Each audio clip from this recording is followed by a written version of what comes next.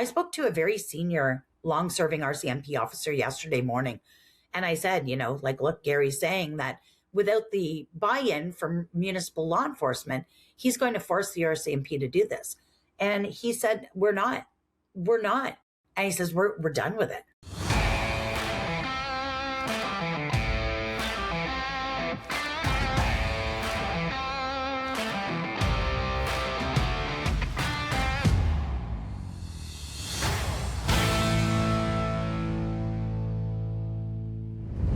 With the Canadian Coalition for Firearms Rights now heading to the Supreme Court of Canada in a landmark challenge against the federal gun ban, and police organizations refusing to uphold the enforcement of the gun buyback program across the country, this issue is definitely far from settled.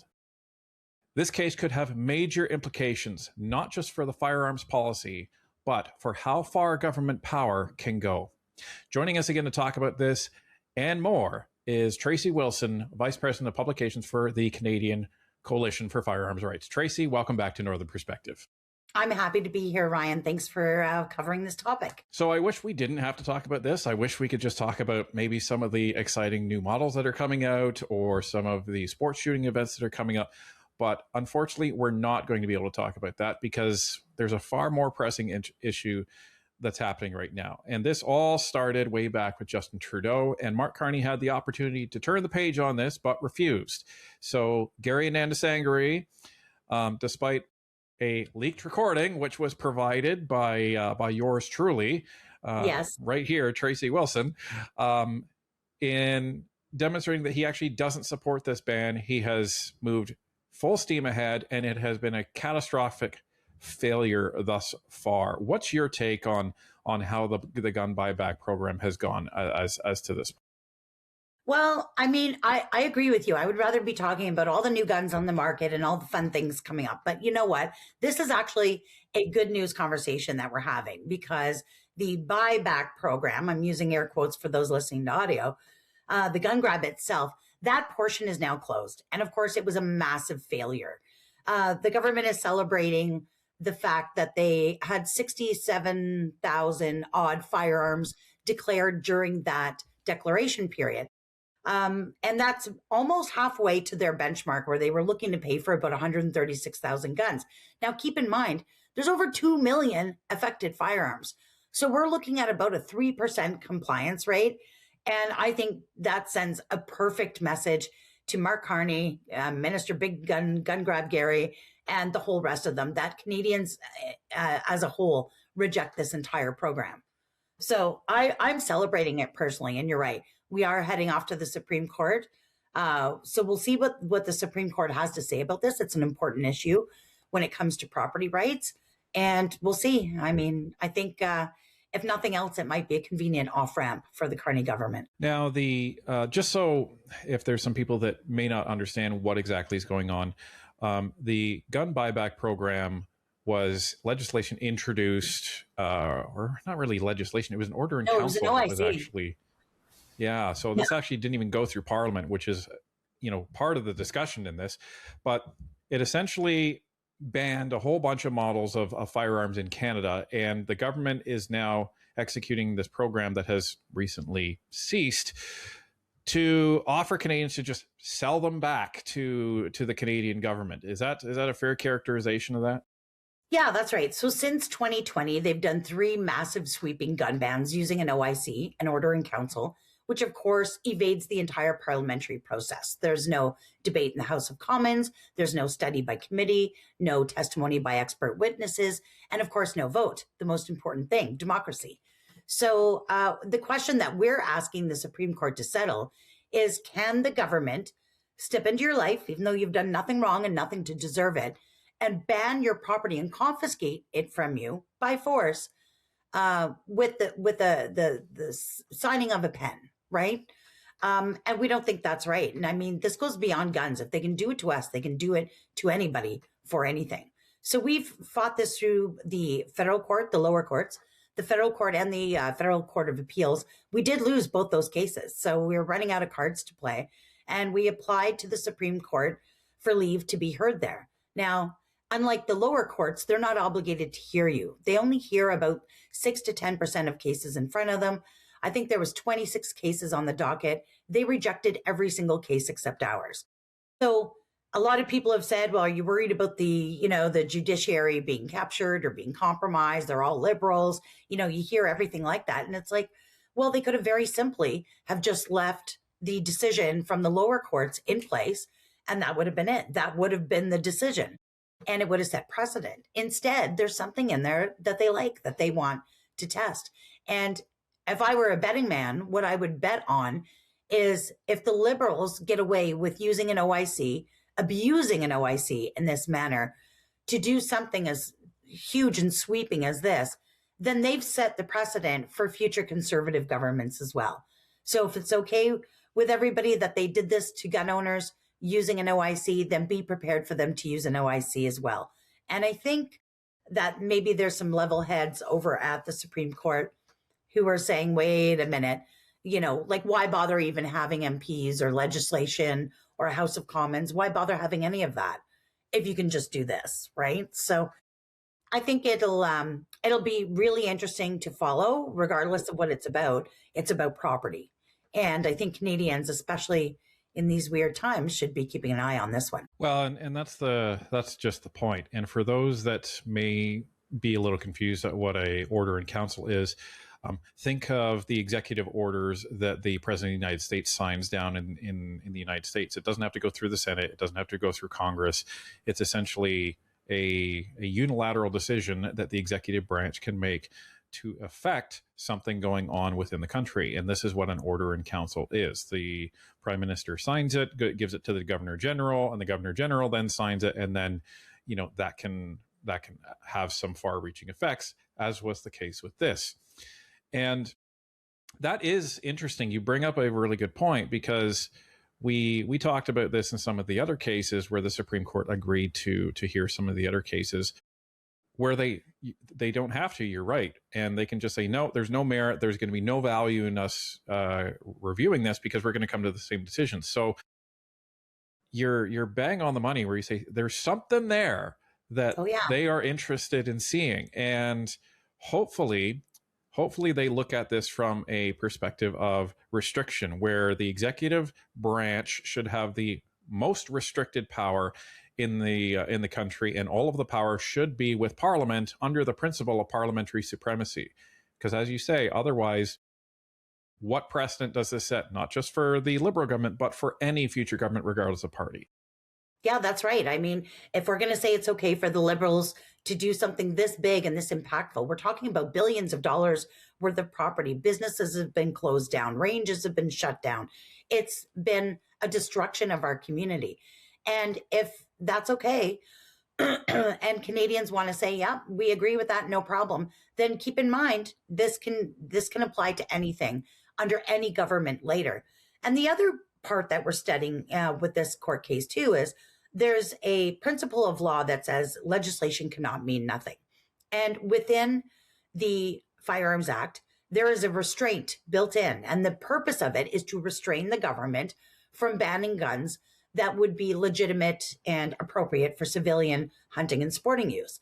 And it literally says that the governor and council or the legislative body cannot ban guns that the governor and council deems to be appropriate and legitimate for those uses. And the Liberals' answer to that was, well, we are the governor and council. And that's not the way it's meant to be, right? So that is a built-in restraint to restrain the government from overstepping. And they just literally kicked right through it and did it anyways. So there's some really big moving parts to this case over and above whether or not we want to keep our guns. It's going to set some precedent on how, legislation is used versus regulation. And this is going to be really important, like I said, to property rights. So we look forward to it. At the same time, you're right. This is a divisive Trudeau-era policy, and we've seen Carney be a little more pragmatic with some other things, copying some of the conservative policies, stealing them even. And I think, a lot of people were surprised that he didn't do the right thing here. And, considering the monumental cost to taxpayers, the lack of buy-in from law enforcement, every credible expert has said this isn't going to increase public safety. So why didn't he just scrap it? But you have to remember, he's also got a survivor of the École Polytechnique shooting in cabinet. And I mean, look, she was shot 4 times. This is a legitimate victim of one of Canada's worst tragedies, one of the darkest days in our history. And I think all Canadians grieve for what happened that day. But at the same time, you can't blame millions of good Canadians for a crime they didn't commit. But he's got her in one ear, and I think he's just looking to get rid of this. And then all of a sudden, the Supreme Court, after 9 months of waiting for them to even decide if they're going to hear us, comes out with the decision, yep, we're going to hear it, let's go. And that was a week before the buyback program ended. So, just interesting timing. And if I was to put on my tinfoil hat, we talked about this a lot at the Toronto Sportsman Show. If I was to put on my tinfoil hat, I would almost think that a positive decision for us in the Supreme Court would be that perfect opportunity for Carney to be rid of this disaster, to end it, but not have it be his fault and not have to answer for it. Well, it's the will of the highest court in the land. We're just going to have to go with it. And then the other tinfoil hat wearing side of me also says, well, it doesn't look like we're going to have an election this year. I mean, anything can happen, but it doesn't appear that way. So let's say a year or 2 years or even 3 years down the road, Carney decides, okay, it's time for another election. And he's looking at the gun control stuff, and maybe it's become popular again. It is rather unpopular now, but maybe people, if it gets overturned, maybe people are hungry for it again. And then he says, okay, well, a re-elected supermajority liberal government led by myself, Mark Carney, will ban these guns. And this time we'll do it right. We'll do it through legislation, and it will stick. And we'll forever be rid of these firearms in this country. And he can use all the same people and all the same guns for political posturing all over again. So it is a win-win for him, no matter what, if we win in the Supreme Court. Well, it could be, but it would still be a positive to limit that power of the Order in Council, though. I think that's something. And it's going to be interesting to see what the Supreme Court will take into account, because typically they are reviewing, was the law applied correctly at the lower courts. But one thing that I think we cannot ignore, whether this is, involved in the Supreme Court case or not, is that, to your point, the vast majority, 97% of gun owners in Canada have said, no, we reject this gun buyback. That's the first point. And then the second part is the vast majority, probably a similar percentage of police organizations across this country have said, that's fine. You can say that the amnesty period is over. We're not going to enforce it. What do you think that says about the will of Canadians across this country, but also the law enforcement that is unwilling to enforce this? I mean, if you think about what we've been through as gun owners in the last 10 years under a Liberal government, it's actually 10 times worse for law enforcement. They're out there doing a tough job. I mean, when there's the sound of gunshots, they're running towards it. They do a really good job, and they're working hard at trying to get these bad guys off the streets. They're getting them off the streets, pulling them in, and then they're being turned right back out onto the streets to reoffend again. And they are short-staffed, morale is low, they're exhausted, they're fed up, they've, dealing with the repercussions of bills like C5 and C75, that puts them really, that soften the sentences for some really, really bad, violent crimes, including with firearms. And I think they're just like, you know what? We have our hands full now, just trying to deal with the wave of violent crime across this country. And now you want to reroute those very dear police resources and efforts away from working on that, away from keeping Canadians safe, and devote them to knocking on the doors of law-abiding gun owners who've done nothing, committed no crime. I spoke to a very senior, long-serving RCMP officer yesterday morning, and I said, look, Gary's saying that without the buy-in from municipal law enforcement, he's going to force the RCMP to do this. And he said, we're not. He said the gun control measures, stuff like all the way back to the days of Alan Rock. You've got the multi-billion-dollar boondoggle of the long gun registry, and then all these recent modern liberal gun bans and all of this stuff. He says this has cost lives. People have died in Canada because our resources are being rerouted to focus on people who aren't the problem. And he says, we're done with it. So I don't know. I feel like we've got this weird standoff happening. I'm all for it.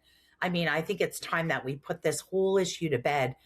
All Canadians want to say for Canada. It's absolutely ridiculous. No thinking person would say to themselves, yep, let's pull the cops off their beats, off their daily duty of keeping Canadians safe, and send them to knock on doors of gun owners who've followed the law all their lives. And their only crime is being so ridiculous to even assume that a firearms license granted them any privilege at all, right?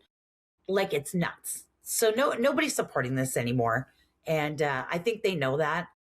And that's why I think that timing that the Supreme Court's like, yeah, okay, fine, we'll hear your case.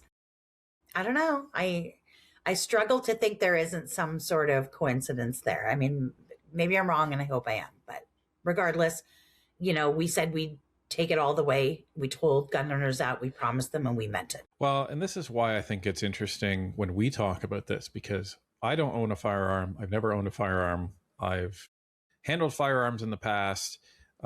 We were recently invited and accepted an invitation out to the Hamilton Gun Club, which was an amazing experience. And we just look at this very pragmatically. We look at the data, because I'm not passionate about owning a gun. I'm passionate about freedom, and that's it. Mm-hmm. So when we look at the data, if the data would have shown that, it makes sense to ban certain guns, and it makes sense to look at the people that actually own firearms and have licenses in this country, we would have said, sure, that makes sense to do. However, the data is overwhelmingly, and that's not even a strong enough word, in opposition to that, where it's something like 1% of law-abiding gun owners are involved in gun crime every single year. So using the Pareto principle, and this is what you and all of the other gun rights advocates are talking about, take that money and put that over to the border, which is where all of these illegal guns are actually coming into Canada. And those are the guns that are actually used in gun violence in this country. Fair? Oh, totally fair. In fact, I was thinking about it the other day, and I was doing an interview with CTV or something, and the intro to me talking, they said, after the Nova Scotia shooting in 2020, Justin Trudeau brought in the first OIC gun ban, this big sweeping gun ban that banned the AR-15, which was one of the firearms used in that tragedy. And they sort of married that up like this was an answer to that crime, which I think it was more of an opportunity, not an answer, and that this may have stopped that. And I was like, I had to stop them and say, no, of course he didn't use this part of the interview. But that guy, Gabriel Wortman, the person who committed that the horrendous crime, another extremely dark day in Canada, would have actually been exempt from this gun ban because all of his firearms were illegally acquired. Most of them were smuggled. One of them was acquired illegally domestically, but he didn't have a firearms license. So he would be completely exempt from this gun grab. So how on earth can you equate the two? Like, I don't know how to more plainly say that we are not the problem, right? So yeah, I think a lot of Canadians just sort of fall for it because it seems like an easy fix, right? Less guns, less death. And it's this crazy thing that they say. But if you're actually look at any of the empirical evidence, that's actually not true. So gun owners don't represent a disproportionate risk to public safety. And honestly, I'm sick and tired of my community being blamed for crimes they didn't commit. It's a horrendous way to live. Well, and I remember all we heard from Chrystia Freeland and Justin Trudeau was that they were pointing the finger at conservatives, trying to say that they're bringing American-style politics up into Canada. Whereas what was actually going on is the Liberals were trying to equate all of the problems in the United States to Canada, and yes, that our laws, our culture and our society was exactly like the United States, which could not be further from the truth. We have completely different gun control when it comes to the US versus Canada. We have completely different stats for gun violence. We have completely different stats for mass shootings. We have completely different approaches to like you just go down the list. And then we start hearing this lingo come up from the United States, now used on Canadian media, assault style weapons. Tracy, tell me what an assault style weapon is. So by definition, if something is styled after something, it is not that thing which it is styled after. Like what a dumb way. They knew they couldn't say assault rifles because actual assault rifles were banned in 1978, and nobody's asking for that back. I mean, would I get one if I could? Sure, but I would never afford to feed it anyways. So, but nobody's asking for that. So they had to come up with a term. So assault style. So it's just styled after that. That's like saying I got a 23-year-old kid driving around in a Honda Civic and it's got a fin on it. It's like saying it's a Daytona style racing car. Like it's a Honda Civic. Come on now, you know? So I don't know. It's to me, it's actually a little testament to how easily people are duped into believing something, you know, because you see them repeat these terminology and they literally mean nothing. It's a meaningless, made up term. And that's why they just interchange it with actual assault rifles. It's to scare Canadians, and it's sick. Now, the boogeyman rifle of choice is the AR-15 in a lot of these. If you were advising Armalite, who makes this, because a lot of people equate AR-15 with assault rifle 15, that don't know any better, would you advise Armalite to maybe change their naming convention of their rifles? Well, I mean, it is what it is. It's too late now. And look, I mean, you know, I often say I'm a hunter and a sport shooter. Look, I'm a little old granny from the suburbs. I own two AR-15s. These are, you know, small powered, semi-automatic sporting rifles. In fact, I go big game hunting. I went on a moose hunt last fall with 8 women. This was a total riot, by the way. And I was laughing because I've got my semi-automatic moose rifle and I'm like, my AR-15, I'm thinking one of these, you know, is capable of like, you know, shooting a deer or a moose, like a 200-pound deer. And the other one is just a plinker. Like in Canada, in most jurisdictions, a 223, which is the caliber of the ammunition that an AR-15 shoots, would be too small to humanely take out a 165-pound deer. So, you know, my hunting rifle, the traditional wood stock, old looking, you know, 308 is perfectly fine. No problem. That is a high powered, long range rifle, right? But the little plinker, that's just too dangerous, right? It's just crazy. And in fact, I'm old enough to remember when the AR-15 was actually a non-restricted rifle, which is the actual classification it should have been in. It was put restricted by name because of its bad reputation. So, you know, there's a lot of work to be done in Canada to sort of change hearts and minds and all that, and educate you know, non-gun owning people to make them not scared of us. And we try that through Ladies Range Days and National Range Day, and that work's going to continue while we also challenge the government in court. Well, and that work is also continuing in these rallies that you're having across the country. And you had a very successful rally in Quebec with over 4,000 people in Quebec. So for those that want to try and say Quebec's part of the problem here, I think you can see that there's a lot of support in Quebec that is for the CCFR and what you're trying to do. But you don't have to be a gun owner to come to these rallies. And you are holding one in the Kitchener-Waterloo region coming up. Tell us a little bit about that.